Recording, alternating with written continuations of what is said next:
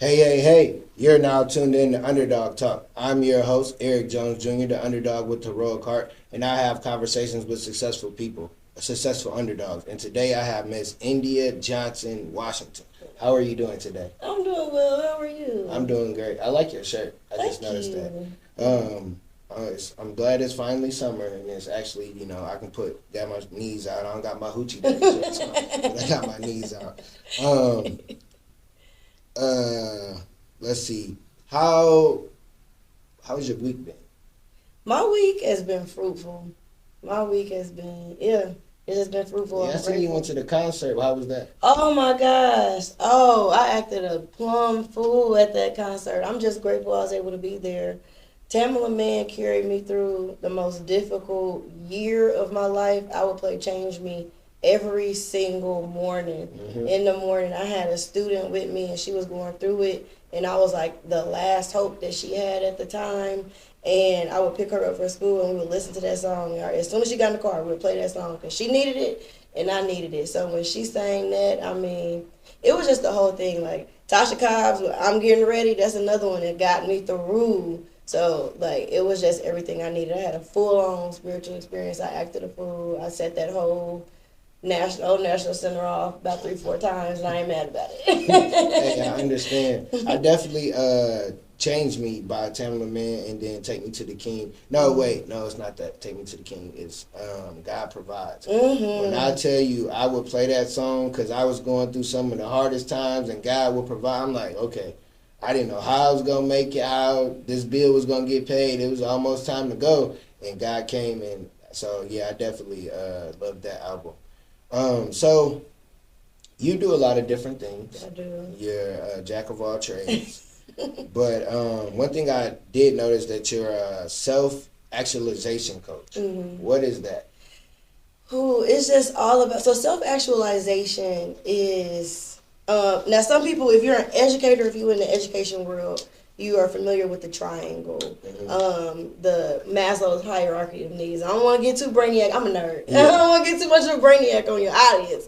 But with Maslow's hierarchy of needs, it starts at the bottom with basic needs, like safety at the bottom, and then it goes up to having your basic needs met, then love and relationships, self-esteem, and then self-actualization.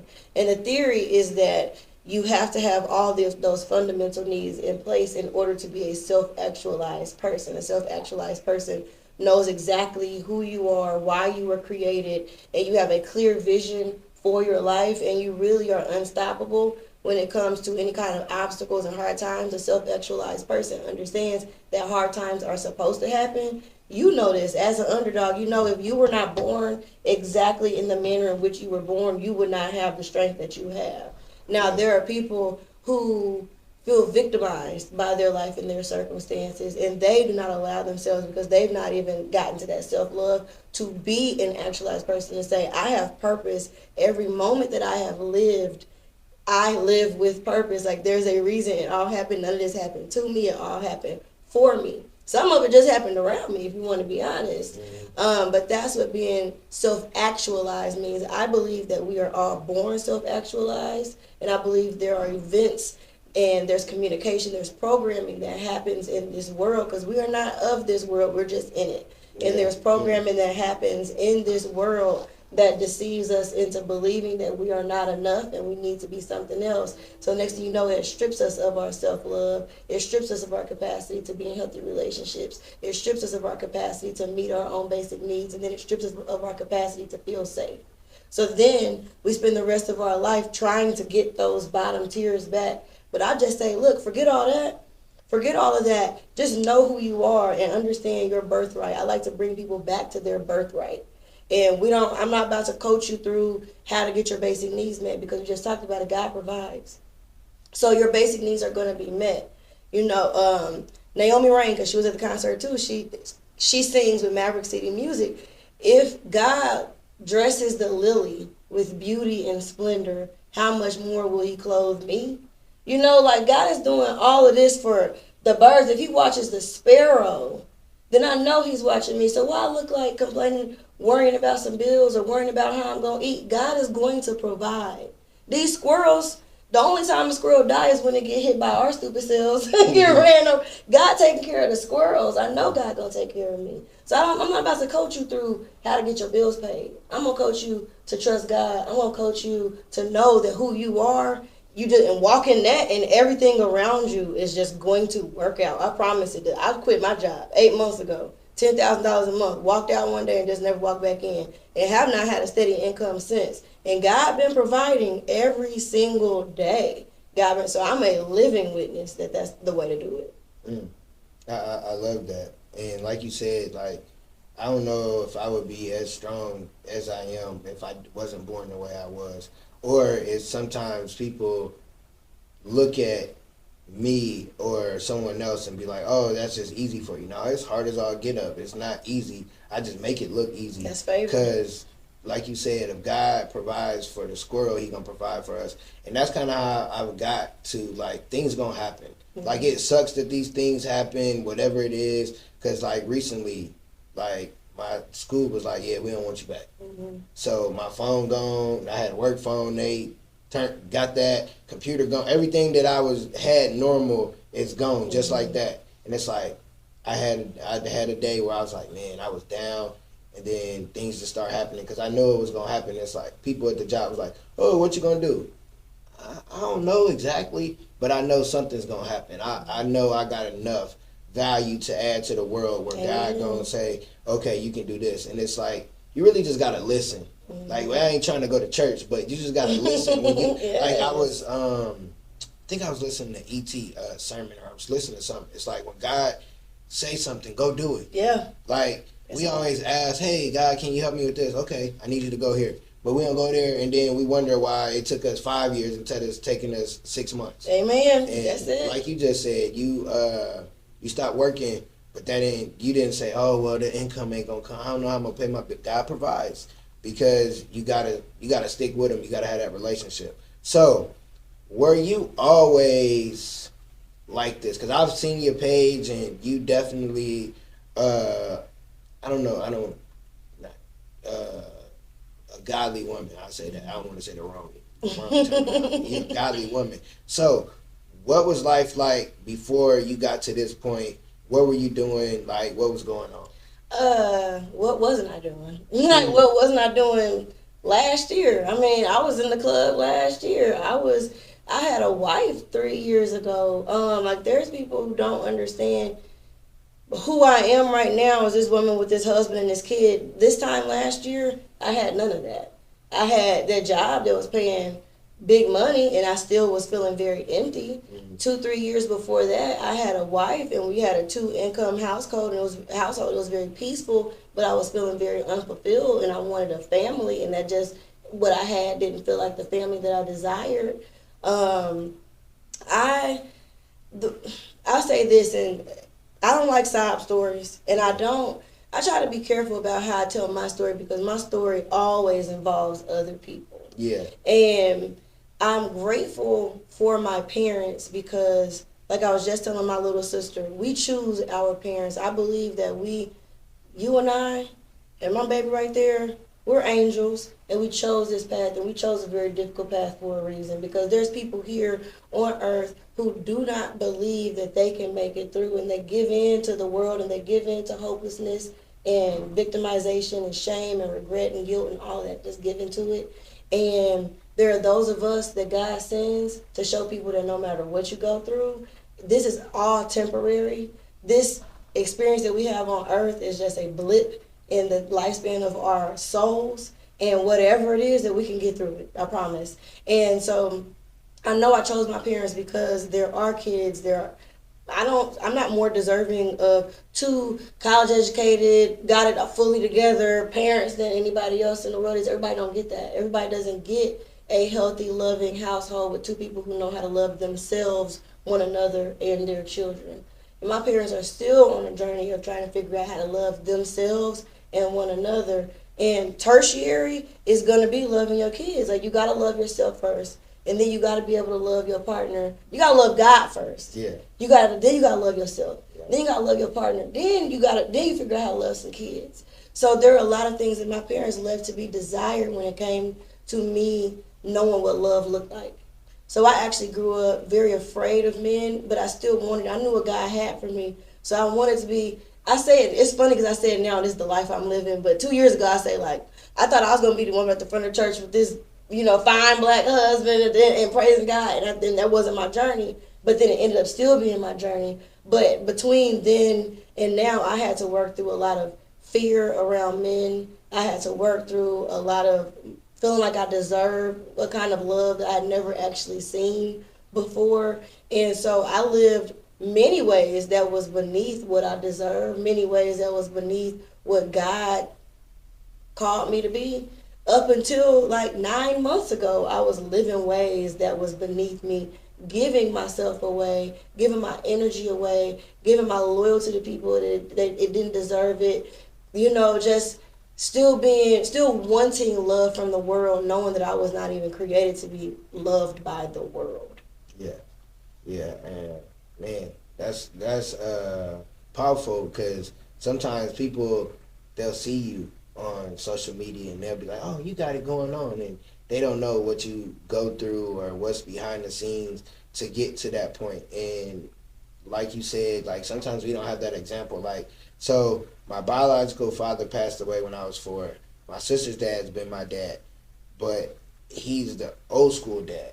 Go to work, that's it. Mm-hmm. And it's like, I didn't have I couldn't go and talk to him, have conversations. Now we talk a little bit more, but with my son, it's like, I talk to him. I don't go and it's not a whooping first. It's right. like, what's wrong? What's going on? And when you don't have an example, you got to be the example. Mm-hmm. And it sucks because it takes longer. Like when it comes to hugging and loving on people, I ain't know about hugs and that and saying I love you and stuff like that. But then as you get older, you understand, okay, maybe how I was taught stuff, I need to unlearn it. Mm-hmm. So then that you can get to the point that you're at and understand that you deserve more. I think people don't realize you deserve more than what you got. Yeah. Like when you down and out, you deserve more. That's why when I look at jobs, I be looking at them like, y'all crazy as all get up.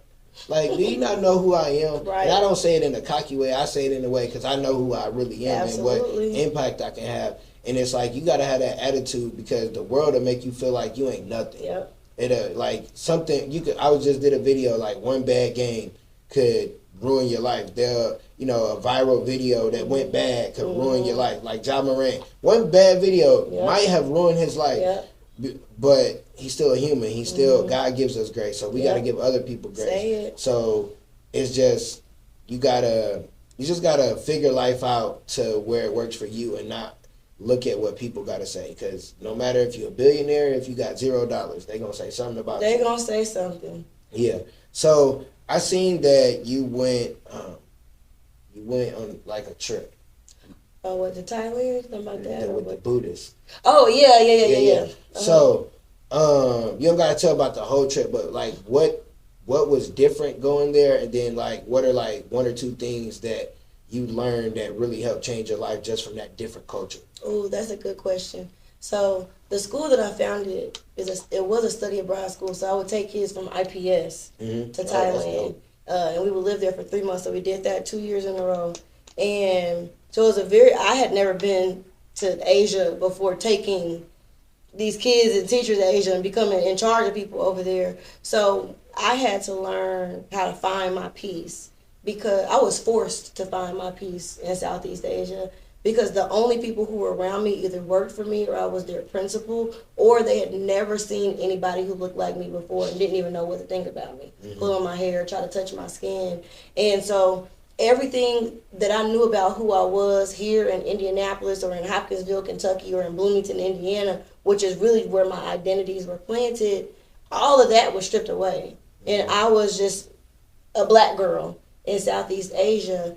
So I learned how to be confident and secure in who I am. I didn't even know that I was not until being surrounded by, when it's different when you're around a bunch of people who don't speak your language, who don't eat your food, who ain't never seen nobody like you. If you're not Beyonce and you're a black woman, or Oprah and you're a black woman, who are you? Yeah. So that's what it was. I had to actually identify who I was. And I learned my second year, so my first year I was pretty spoiled, but my second year being there, I was in the community and had to do things on my own, and I wanted it that way for myself and for the students. And there was a moment where all I knew how to say in Thai was, "Do you have pineapple?" And I was like, "Some mango sticky rice." And I was pretty sure I was about to get trafficked because I was in the back of this tuk-tuk, and I had been taken somewhere. I didn't know where I was. I couldn't speak the language. The man couldn't speak my language. And he probably just in shock and awe because he got a black person in his little tuk-tuk in this small town. And so then he take me to his people. Like, he just wanted to show me off to his people. Then he got my phone. I'm trying to show him where I live. He got my phone and took my phone. And I was like, this is it. I'm about to get trafficked. Like, I'm never going to see these kids again. I'm never going to see my family again. And then from that, I said, you better learn Thai. And in a week, I could communicate in Thai. I could speak and understand Thai enough to tell these people where I lived in order to hear what they were saying. If they were saying, I knew how to hear for key words. I knew how to communicate enough with my taxi drivers to where they believed that I was fluent in Thai, so they wouldn't try no mess. So I realized how resilient and brilliant I am. Honestly, like, girl, you learned a whole new language. And it was in order to survive. So I found my peace and I found my strength over there. That's dope. That's because it's kind of almost like me when I go somewhere. Like, a lot of people don't know me. I always go by myself, and it's like, it's a little different. I'm an introvert. And I'm like, okay, let me scan the room and see. But that's dope that you were able to learn the language in 1 week, but you had to. I had to. Like, I wasn't trying to sometimes I don't think we realize stuff that we have to do, and we have to do it. Sometimes it's like, oh, I gotta learn this language. Yeah, you gotta learn it, but you need to learn it quickly. It ain't where, oh, I got 6 weeks to learn it and then I'm gonna come. No, I need to learn this because if I don't, I might not make it out of here. And then I like where you said you had to learn your piece. It's kind of like you went over there as a mom to everybody, and it's like, okay, they pulling on you. You're the person that they go to, and it's like, hold on, I need a breather, and you had to figure it out on your own. And that's dope that you learned that you were resilient. Like you probably were resilient here, but to go somewhere else where if you don't make it, it's up to you to make it out. It's like a movie, like one of the movies. Like, if you don't do everything you need to, you're not making it home, and you got to do it in a short period of time. And I think people need to realize it's not, you don't have to go to another country to do that. It's sit down and see what you need to do and go do it. It could be hard, but just go do it, because if you didn't go do it, who knows what could happen? We might not be talking. Anything could have happened. So just force yourself to do the hard stuff, because once you do the hard stuff, that's how you get over that hump. And hard stuff it could be saving $100 for somebody. It could be, like you said, you're on a fast. Listen, I ain't never ever done a fast. So that would be hard, just to stop something, just boom, depending on what it is. But to stop eating, I don't know. I like food. Like, I don't know really like what I would do. Drinking water ain't really cool for me, but that would be hard. If God was like, hey, I need you to do that, I would have to do it. So I like that you got that opportunity and you were able to take students, because that's dope. My daughter, she's graduates Monday. She's going to Spain for like a month. So congratulations. Thank you. So that's dope in itself, just seeing kids be able to do stuff we weren't able to. Yes. So your educator, was that something that you dreamed of doing? Were you a little kid and like, oh, I want to be a teacher? I was. I've always had an affection for young people. Like, first of all, I've always been obsessed with Whitney Houston. And I remember being at my little sister's preschool graduation. Hi, April. I remember being at April's preschool graduation, and they marched into, I believe the children are our future. Teach them well and let them lead the way. Show them all the beauty they possess inside. Give them a sense of pride to make it easier. Let the children's laughter remind us how it used to be. In those lyrics, I was, if she was preschool, so that's 4 or 5 years old, so I was 9 or 10 years old, 11, and it just hit my heart. And from there, April became my first student. I would make worksheets for her, and we would be playing school in the garage, and I would have my little red marker, and I'll be marking up her worksheets and telling her to try this again. And I just listened to Whitney, and I saw my little sister, and then my sisters started having kids, so I became an aunt at 12, and my sister was having them back to back there for a minute. So there were all these young people, and I'm looking at them, and I'm looking at, like I said, I love my mama, my daddy, my older sisters, but they all have their own journeys. They all have their own ways that they need to heal. And so I didn't get what I felt like I needed from them. And I'm like, I want to do, I can't be crying about what they didn't give me, and then I'm not giving it to the next ones. So, and it just wasn't about them, my sister and my nephews and my niece. It became just about children in general. So at first I wanted to be a child psychologist because I spent a lot of time in pain. I developed a sleeping pill habit when I was in middle school, and a lot of people don't know. Most people don't know. I developed a sleeping pill habit when I was in middle school because I was so depressed, and so I'll just take a couple Tylenol PMs to put myself to sleep. So at the same time I knew that I was depressed, I knew that I was very sad, I didn't love my life, and I wished that I had a therapist or a psychologist, somebody who could help me think differently about my life. I had enough awareness to know that how I was thinking about my life was not how I should be thinking about my life. So I wanted to be a child psychologist. So I actually applied to IU for psychology. And then I ended up there was a scholarship opportunity for teachers of color, and I needed that money. So I switched my major. I was like, I can be a teacher. And I'm like, if I'm an English teacher, I'm still doing the same thing. Like, I'm still, as an English teacher, I pick what books they're reading, I pick what they're writing about, and I'm having conversations with them. And the parents don't have to choose to bring them to me. They got to bring them to me. Like, I'm going to have a class full of kids whose hearts and minds I can impact. So that's where, and I was an English teacher for 7 years over here on the east side most of the time. Yeah, that's dope, because a lot of teachers, I've been in education like 6 years, and a lot of them, like, they really wanted to be a teacher and really was doing, like the lady that was in my classroom that I work with, the co-teacher, she was like, yeah, as a kid she wanted to. School, me, no. Never thought I'd be an educator. But the crazy thing, I always like helping kids, even as a kid. Like, I would help my friends, that just was me. And then that's just how I got into education. So I always like to hear people's journey into education because everybody's just different. Like, I graduated with a 1.7, two-time college dropout. Teaching wasn't anything in my radar. But God was like, you need to do that. And I understood why, because being a teacher, you got structure. And like you said, you can come up with your own lessons to teach your kids, because, like, Black History Month and them talking about black people in schools is like a foreign language. Right. And it's like, okay, I want to make sure that the kids in my class know about their history or stuff. Let's do something different. I always think outside the box because I feel like the schools talk about the same five black people. Right. Okay, we know Frederick Douglass, we know Martin, we know Rosa. And it's like, you want to be able to teach the kids something different. And then it's also good to have people that look like them in the schools, because I don't remember. Did you have a lot of teachers? I didn't. I did not. I went to East Ridge over in Warren Township. I didn't have her, but we had a teacher, Miss Johnson. She was the only black teacher I remember in the whole school. She was a fourth grade teacher, and I remember that I did not have her. And I would see who had her, and I would be jealous. Yeah. Of the kids who had her as their teacher. I think I didn't. Middle school is when I first what was her name? Miss Williams. This lady was the meanest lady. No, I'm like, as being a teacher and thinking about what she like, say if you come into class and you was musty. Ooh, girl, you musty. Oh, no, yeah, that's the wrong kind of man. Ooh, sister girl, you ashy. Come over here. Like, she'll call you out in front of people. And it's like, I remember her, and then I remember my gym teacher. And then we had a principal. But yeah, we didn't have a lot of black people back then as teachers. Now, more days we do. So, I got a question. I have a question for you first. Did you go to school? Oh, no, I went to school in Michigan City. In Michigan City? Yeah. So, I don't know if it happened there, but I know here in Indianapolis in 1976, the federal government had to order Indianapolis to desegregate its schools.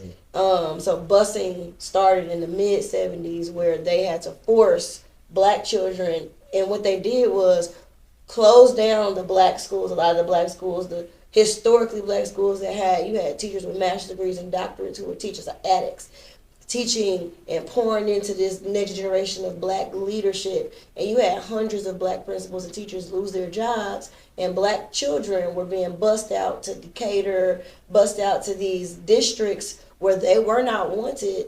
And it was a very violent and abusive situation. So Indianapolis actually used to have a lot of black teachers and black educators, high quality black educators who had been degreed and certified in this thing. But when that desegregation happened, it ruined that just for the black educators in the city. So one of the things I tell people is the desegregation order had a negative impact on education here in Indianapolis when it comes to black children. That's crazy. I never really looked into the overall realm of education, but that is crazy. So my question is, now where it's 2023, right? Do you think teacher, like the way that, when we were in school, you had to dress a certain way, you had to talk a certain way, do you think that way works still? Yes, I believe that there's some traditions that need to come back, because you can't be complaining about how this generation is, and this generation is this generation, but then we're not doing what our elders was doing. Mm-hmm. So we're the elders now, and we're not taking the position of elders, but we sitting back complaining about what the next generation is or is not doing. You know what I mean? Yeah. That actually makes no sense to me. Mm-hmm. So there should be some structure. There should be a specific way of dress where you can tell the adult from the child. I do believe that. I do believe, I ran a whole school for 5 years, and I didn't have nobody had a dress code, but I dressed a certain way. Yeah. And so then it was my job to show the women and the men that I'm not going to force you or tell you how to dress. I'm not going to pick your clothes out for you. But there's a certain dignity that you should hold in this position. There's a certain reverence that you should have in this position. When people walk in, they should be able to distinguish the children from who's leading the children. The way that we speak, they should be able to distinguish the children from who's leading the children. If we're blending in with the kids, then who's leading whom is the question. Yeah. So I agree with everything except for the dressing. Because I feel like that takes away from certain people wanting to be a teacher. Or because, I don't like to dress up. I don't like no tie, no. Why is that? I'm just not comfortable. Why are you not comfortable with it? Just because I never really liked. Do you want to be where you've always never been, or do you want to be somewhere that you've never yet been? And I get where you're going, but it's the thing. Eric Thomas, he's a speaker. It's different people that speak. That's what I want to do. It's different people that have pocket. They dress how they want, and they get in the rooms that they want, that they need to be in. So I don't think the way that you dress, I feel like I heard this older guy, he was like, yeah, you got to put on a suit and dress nice for it. And this is his exact words, for the white people and even for us. And I'm like, no, you don't. Okay, no, we're not dressing nice for the white people. And I'm not saying it like that, but I just feel like if I'm comfortable, if I can come and you turn me down because I didn't wear a suit or I didn't dress nice, but what I bring to the table can impact the kids and take them to the next level, I feel like that's not fair because I don't dress a certain way or I already don't look a certain way. So I want to be as comfortable as I can. So if I feel like anybody that does something, you should be comfortable with what you're not saying you come in sweats and flip-flops as a teacher, but just to at least look decent and not look like you just woke up out the bed and still do your job. Now, if you're a horrible teacher and you just come in dressing any old way, you late every day and all that, and I get that. So it's two different ways with it. I'll say as a leader, as somebody who is hired and fired, all kind of people. I was the queen of hiring and terminating. And I've terminated friends. I've terminated family. Yeah. I'm going to tell you there's patterns from a leadership standpoint. There's definitely patterns, but there's a few things that I want to point out. You kept saying comfortable. Mm-hmm. And I'm going to tell you there's no growth in comfort. There's absolutely no growth in comfort. So if you are doing what makes you comfortable, if you're saying what makes you comfortable, if you're living a way that you're comfortable with, then you are not growing. So you got to do things that you're uncomfortable with. And then I'll also say that there's something about being distinguished. There's nothing, a comfortable black man is one thing. Like with my husband, now when I got with my husband, when I first saw him, he was in his work clothes. Mm-hmm. I didn't judge him. Obviously, he's my husband. So I was attracted to him. But when my husband put on a suit, it's a whole other situation. It is he has a different energy. he speaks differently. He has a different stature. It's just different. And he was very averse to putting on that stuff too. Like now he just let me dress him up like a Ken doll because he's experiencing a difference in himself. But there's this, for me, before I started, I always would get dressed. My mama would get dressed every day. My mom she still works at the VA hospital. And when she was in the basement of the VA hospital, my mom was getting dressed. I don't care. And when we go to church on Sunday, my mama getting dressed. And it's this attitude. She didn't have no high school diploma, but that woman walk around like the vice president of the United States at minimum when she put those clothes on. It's something about how people respond to you. It's about the energy that you elicit. So when I get dressed with intentionality. Do I want to wear glasses or do I want to wear contacts? What do I want them to think of me? I want them to see me as an intellect. I'm going to put my glasses on.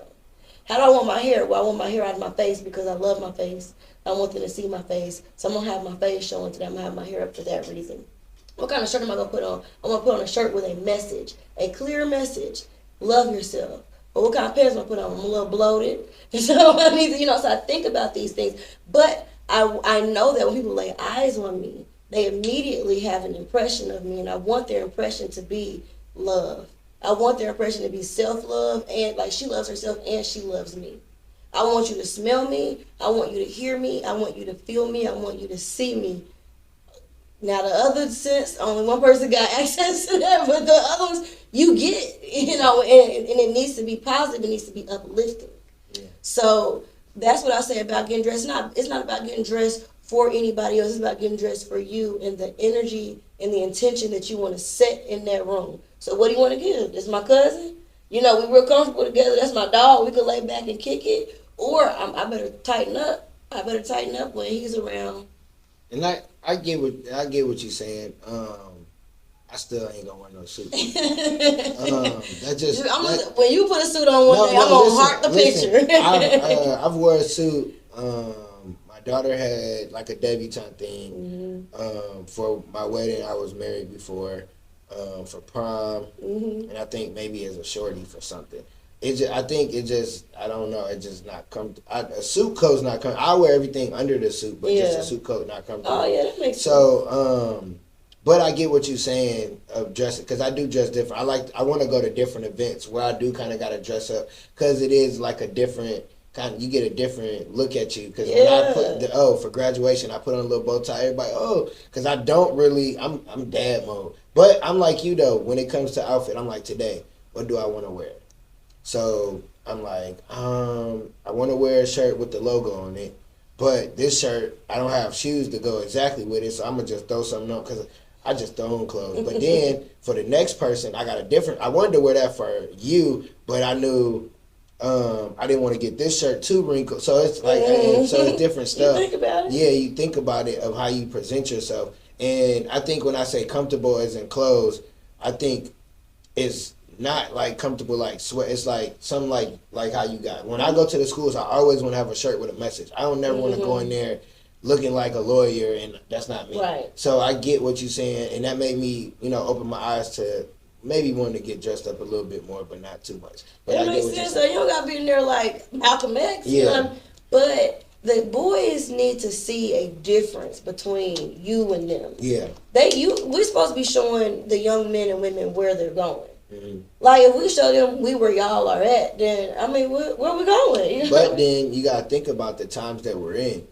You don't gotta go to school. You could sit behind this computer and make all the money. So I get where you're with the tradition of how men and women are supposed to look, but I think times are different to where you still gotta show them how to dress up, but then it's like, let them be comfortable, because it's like church. Some of them old school churches, you got to come in there dressed a certain way, or they going to talk about your look. I ain't come here for you. I came here to get a message. Absolutely. So it's like those certain places with those traditions don't really work, because the young people are not coming in a suit. What if they come however they come? As long as they come in the building and get the word, then we should allow them in there, instead of like, why they don't got this? Or one thing I hate, nobody's been able to answer it, why men can't wear a hat in the building.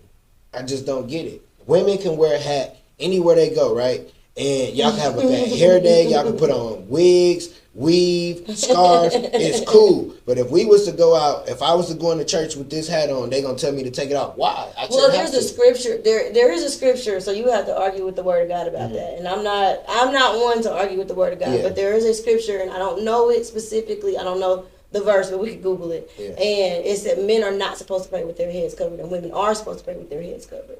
So you as the head.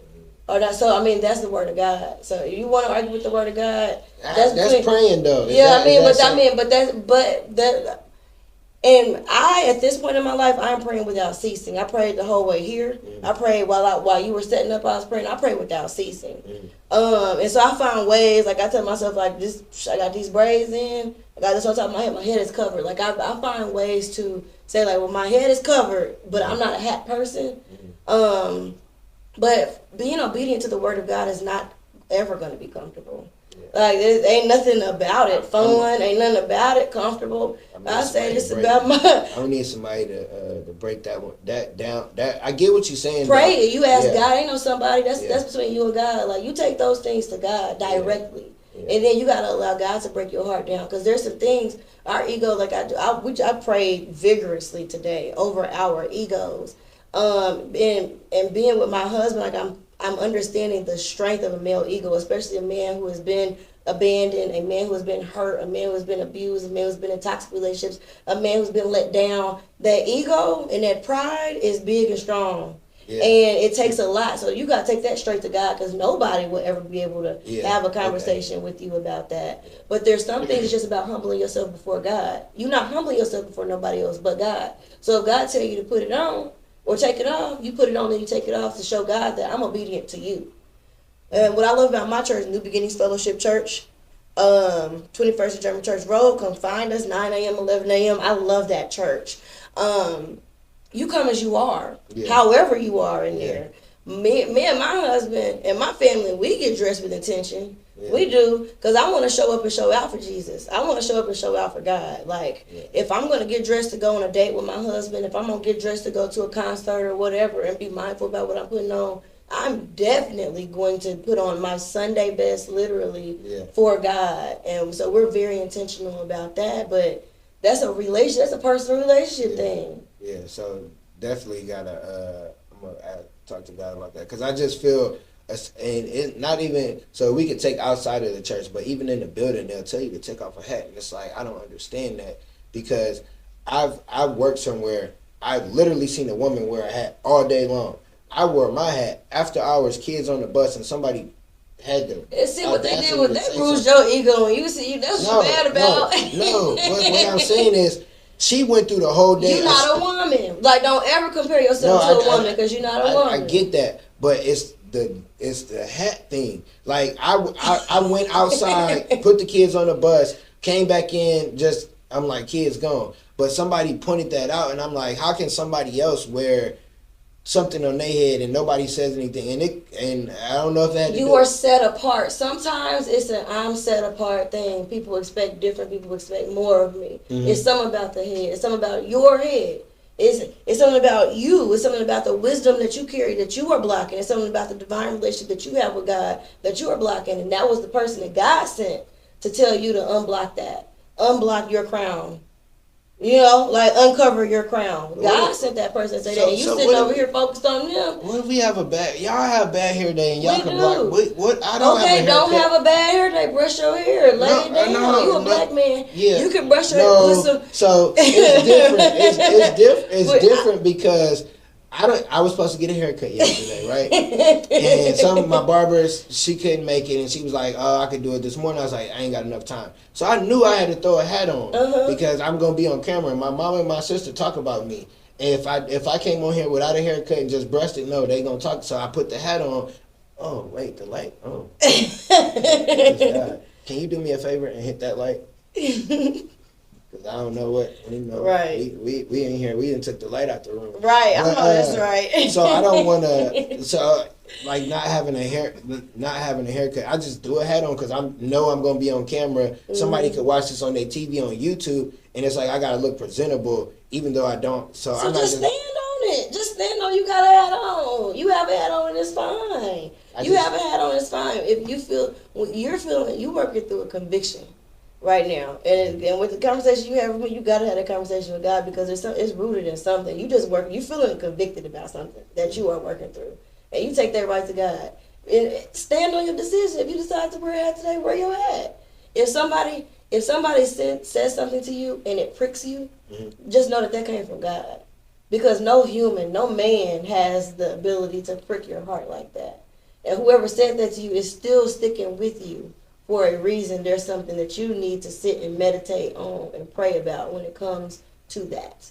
And even if it's just about a little bit of obstinance that you might have in you where you don't like people telling you what to do. Yeah. And where you want to go, you're going to have to be able to be coached and advised and managed. Yeah. You know, like LeBron got a coach and a manager. Yeah, I'm coachable. I listen. I think it's just my approach. Like, because you could be telling me something, my face going to say something else, but I'm actually listening. And then when we done, I'm going to go do what you told me to. But sometimes it's just, people take that the wrong way. But I always listen. And I understood you got to be coachable. Because I told my son this. His attitude is trash. Like, so bless his heart. Let's rephrase that. We're working through. Yeah, we're working. I'm going to say that. His attitude. But it's horrible. So I told no, it really and he gets. I think it's somewhere in our gene because I used to be like that. So I told him, I was like, your attitude, like, you can play, but if I was your coach and I'm your dad, I wouldn't play you because your attitude. You have to and it was like we were saying earlier. Understand you're not gonna make every shot. You're not gonna make every pass ain't gonna be perfect. Every thing that your teammate do ain't gonna be perfect. So you gonna make mistakes, things gonna happen, but you gotta have that positive attitude. And I was like, you gotta listen to somebody, and that's the same thing with me. Like, I might be mad, but I'm listening to, like, you have to you come, like, I almost think this like a therapy session. Like, skip the audience, you talking to me, and I'm sitting here like, dang, I don't really like her right now, but she cool. Like, but what you saying is really for me, and I kind of knew that just from seeing like your post and just looking at your stuff. Like, I knew the kind of conversation it was gonna be. I didn't know you was gonna be coming at me though. I thought we was gonna be talking to the audience, but. It's because there's people that think like me or have the same questions. Because I question some stuff, and some people can't answer that. So I got a question. No, I'm not even gonna ask that. Well, let me say this because y'all has been giving me the same about your husband first. I mean, not your husband, because you was talking about your son made me think of my husband. And it's all about language because words have power. We have the power of life and death is in our tongues. So we're not gonna say my husband or your son's attitude is trash or their attitude is horrible. We're gonna say they're working through some things, and there's some anger, there's some hurt, there's some resentment, and they need an outlet for those things. And for your son, basketball is a safe place for him to put his anger, for him to put that aggression. And what you got to do is help him. So when he has those expressions of anger, you've got to give him an opportunity to actually talk through the things that he's really feeling. Because it ain't got nothing to do with basketball. Because I asked him, because he said some bad choice words to his buddy, and I was like, "What's going on?" And he was just mad. He didn't want to talk at the moment because it's a gene thing. Like my dad used to have that. And it's like it got lesser with me because my dad used to put his hands on women. I ain't never ever, and I ain't never got to that point where I want to put my hands on a woman. Maybe a dude, but just I don't get that mad as much more. I learned like it's dumb to have that. I'm angry and mad. So me basketball, like I use it as if I'm somebody made me mad, if I'm having a bad day, I'm taking it out on this basketball court. And I'm about to take it out on whoever on this court, but I'm not going out there mad. I'm just releasing it. So, he only 9, so it's just hard. It's good that you're seeing it now, though. So what my daughter and I are working on is a business. It's a coaching business where we help parents build and rebuild their relationship with their teenage children or adolescent children. It's a whole program that we're developing to work them through to bring them back together. And it's called From Generational Wounds to Generational Wealth. And it's acknowledging that there are wounds that we are still carrying. We talk about epigenetics. I'm telling you, I'm a nerd. And I've had to nerd out because I needed to understand why am I feeling the feelings that I'm feeling.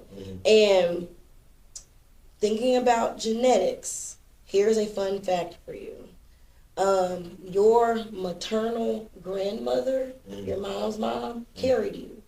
So when your grandmother was pregnant with your mother, when she was 5 months pregnant with her, your mom had every egg that she will ever have for the rest of her life when she was 5 months in utero. So that means whatever trauma that your grandmother had experienced up to that point or experienced while she was pregnant with your mother, then that was transferred to you. Epigenetically, our genetics are they what's the word? Morph. Let's call it that. Yeah. Our genes, our DNA literally changes when we experience trauma. So whatever trauma your grandmother experienced, your mom carried that and then passed it to you. Whatever trauma your mom experienced, then she carried that and passed it to you. And whatever, if you have sisters, she passed it to my son. No, she would know. Yeah, whatever. So okay. Whatever you're. Okay. So, but I mean. Oh Lord! So if my sister have a baby, that baby. Okay, no, but we pray over them. Yeah. And what we do, no, I'm like, just thinking, you know, and so what we have to do, with me understanding that, there are things like, okay, like I know my grandmother died searching for love. I've heard my mom saying that. I know my mom, I know she's still searching for love in herself and trying to outsource that. I've seen rage, I know my grandmother had deep rage, and I've seen my mom have rage. I've seen my sister have rage. So I had to identify these things that are in me, and then find the roots of them, and then go to the Word. Literally go to the Word of God and take that to God. Ask God to reveal to me genetically, how do I heal this, not just for me, but for everybody who came before me and everybody who's coming after me. And then even like my daughter, even though we are not blood related, she is mine, and we chose each other lifetimes ago. I know that for certainty, and I know that there are things that as I heal them in myself, I'm healing them for her too. So that she's resetting. No matter, like, she chose a whole different path. Yeah. So no matter what the genetics were that she inherited, she has decided she's wiping all that clean. Mm-hmm. She's been renewed, and she's going to start fresh. So that's something that you just work on with God. Instead of talking to your son about it, he's 9. Yeah. His brain won't even be fully developed until he's almost 30 years old. So a lot of what you're telling him ain't going to do nothing no way. You take that to God and you work on it in you. Because even though you're not hitting women, you may internalize your rage in a way where you're doing self-harm. Yeah. There could be there could be habits or practices that you have. Audience, I'm not just going to put this on you. There could be practices, because I know it for myself. There could be practices that we have where we are internalizing our rage and we're doing harm to ourselves, but we're thinking it's better because at least we're not harming somebody else. I'm not fighting. I'm not putting my hands on nobody else. Yeah. But you're doing it to you. You know what I mean? Yeah. So you work on that in you, and I promise your son, I tell people, your kids are a reflection of you. Yeah. For better or for worse. Yeah, and that's the same thing. Like, my daughter isn't biologically my daughter, but I've been there since she been, I think, 1st or 2nd grade. Uh-huh. So, and it was crazy when I was with their mom. She would act like me, and she still kind of has traits, but it's like she wants to go to HBCU, right? But just however it happens, she's going to Bloomington first. Mm-hmm. My first thoughts was like, I gotta make sure that she can go to where she wants, because I don't want her to limit herself because her parents didn't have it. Mm-hmm. Because sometimes as parents, we like, oh, I just want you to go to school, go to the free school. Mm-hmm. You still gonna have the same debt if you go to the school in state or out of state. So it's like, if you have in your mind that you want to set your child up for a different path. I gave my son an LLC in a business when he was 6.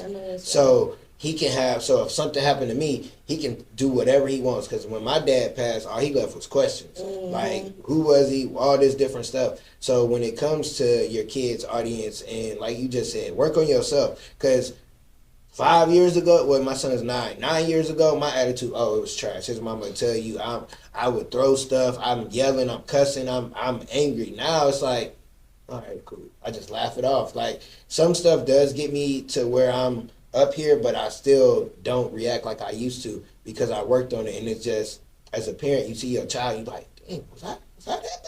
Mm-hmm. Did people not want to be around me? Because I promise, when my son played a video game or when he get an attitude in basketball, I'm like, I'm ready to go. Well, have you given him to God? Is a thing. And like, that's We can give our kids LLCs, we can give them businesses and bank accounts, but if we've not gifted them a relationship with God, then we have failed as parents. That's these kids belong to God. These kids are on loan to us, and we've been entrusted. Us in our filthy rags, we've been entrusted with these babies, these angels of God, and even when they acting like little demons, it's a spirit on you. I didn't say that to my child. Who's the spirit on you? Let me.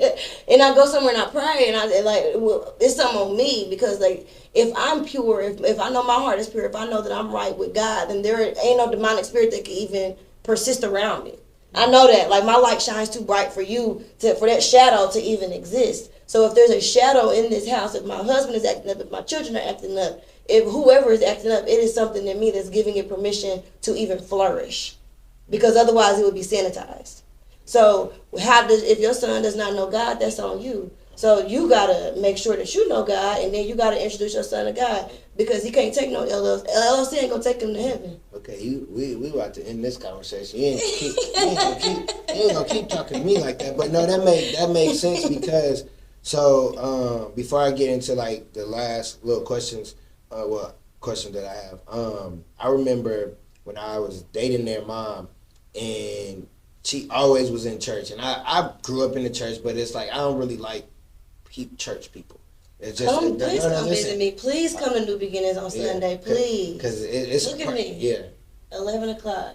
Please do your best. Don't promise me you're gonna come. Just promise you're gonna try to come. Okay, I will. Because I've been looking to go to church. I promise I'm gonna try to come. I promise I'm gonna try to come. Okay. It's out east, right? Yep. Y'all got a church bus? So yeah, we'll come get you. I promise we will. So.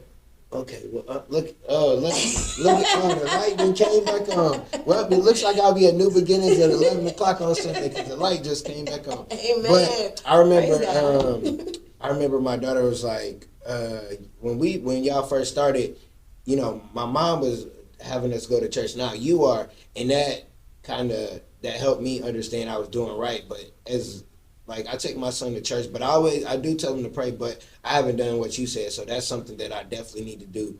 And I'm going to have to rewatch this episode and take my own notes, because you didn't talk to me. She really was talking to y'all, but she was talking to me, and I don't like it.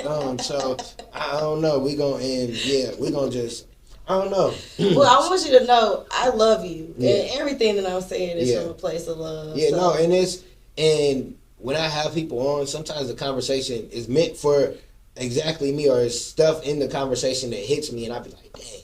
So I'm just joking when I say what I'm saying, but I love everything that you just said throughout this whole podcast. So we talked about it a lot. Yeah. Give people because I always ask people to give 3 tips of you just going through it. You going through it, you at that moment, because I feel like you gonna give a little church with it. So they give us 3 tips of what they can do when they listen to this episode that can help them move the needle. Oh, okay. All right. So number 1, you going through it, you have to remind yourself that you are not the only person to ever go through it. You got to humble yourself enough to know that we are all to go through it. And I say this about Jesus.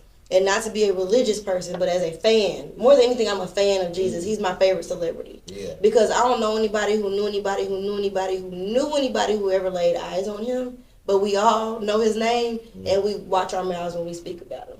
You know what I mean? And we all know the story about him. Whether you respect the story or believe the story, you watch your mouth. You know, everybody in the whole wide world. There's multiple holidays after him. Time is measured by the moment that Jesus was born. So I like to identify Jesus as my person. So you find your person who you can see. I can see Jesus. So if you can't see Jesus, look at me.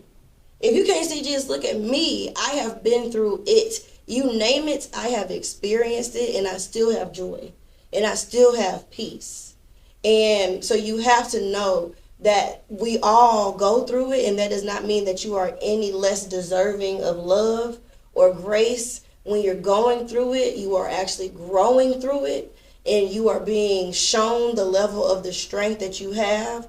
Your faith will continue to be tested, and whether that's faith in God or faith in yourself or faith in the vision that you have, all of that will continue to be tested. And if it's not real, if you're not willing to fight for it, Nothing is real if you're not willing to fight for it. I believe those are 3 things right there. Yeah. Nothing is real if you're not willing to fight for it. Nothing is going to come easy. Your relationship, you're going to have to fight for your relationship every day, multiple times a day. You don't fight with your person. You fight for your relationship. You're going to have to fight to realize that dream that you have. You're going to have to fight to manifest this vision that God has placed on you. You're going to have to fight for your kids. You got to fight for this. You got to fight for your joy.